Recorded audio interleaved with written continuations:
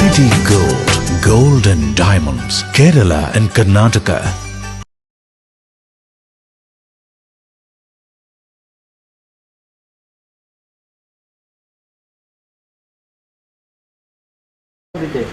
ഇപ്പോഴും ചർച്ചകൾ തുടർന്നുകൊണ്ടിരിക്കുകയാണല്ലോ. അപ്പോൾ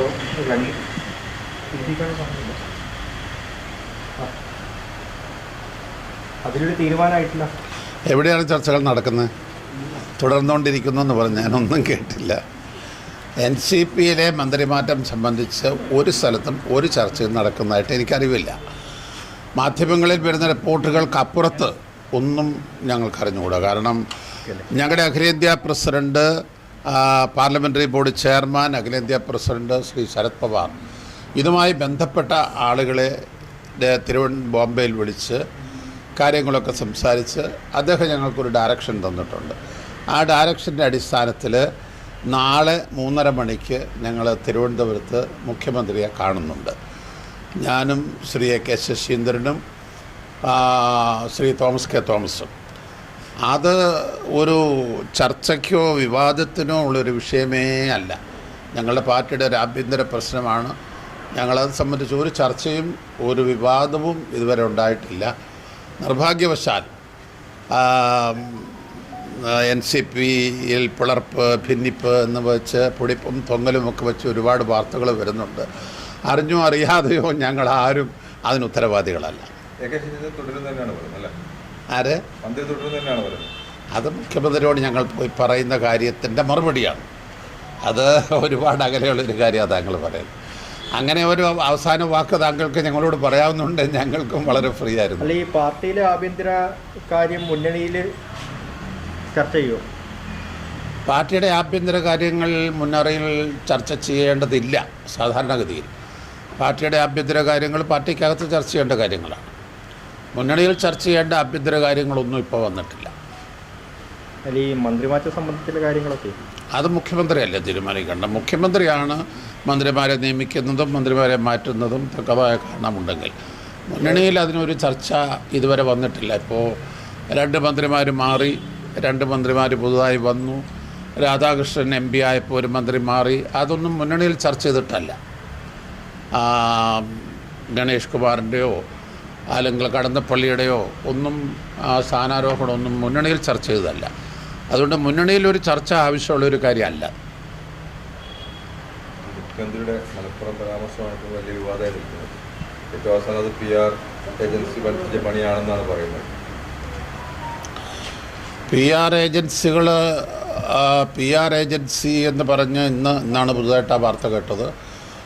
മുഖ്യമന്ത്രിയുടെ വാർത്തകൾ തെറ്റായി ചിത്രീകരിക്കേണ്ടി വന്നതിൽ ഹിന്ദു ദിനപത്രം ക്ഷമ ചോദിച്ചു എന്നാണ് ഞാനിന്ന് വായിച്ചത്.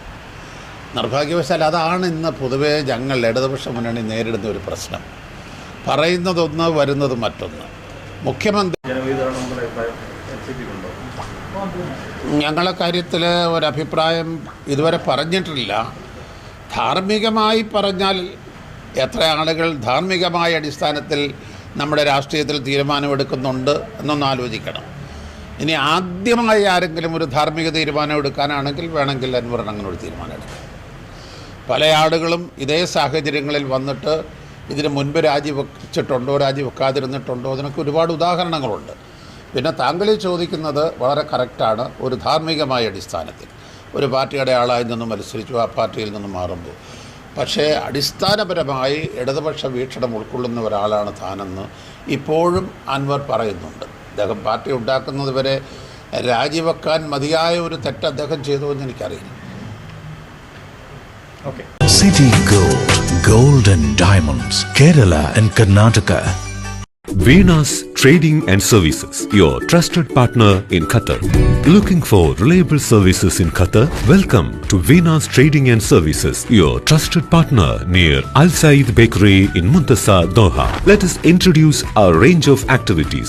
At Venus Trading and Services, we offer certificates attestation in India and Qatar, legal translation in several languages, police clearance certificates, data flow and prometric, company formation, health card services. Our experienced team ensures smooth and hassle-free processes. Choose Venus Trading and Services as your trusted partner in Qatar. Contact us today 55488910. Venus Trading and Services near Al Said Bakery in Muntasa, Doha. Partner with Al Farha Tours and Service. ലക്ഷ്യം മികച്ച ജോലിയാണെങ്കിൽ പഠിക്കാം റൂട്രോണിക്സിന്റെ government അംഗീകൃത കോഴ്സുകൾ. കേരളത്തിലുടനീളമുള്ള അംഗീകൃത പഠന കേന്ദ്രങ്ങൾ വഴി SSLC, +2, diploma, degree പഠനം പൂർത്തിയാക്കിയവർക്ക് ഇപ്പോൾ അപേക്ഷിക്കാം.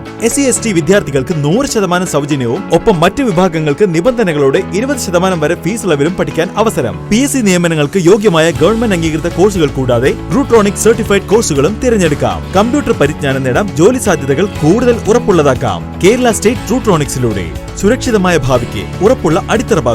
വിളിക്കൂ 9072 767 005 or visit www.eduskilling.com.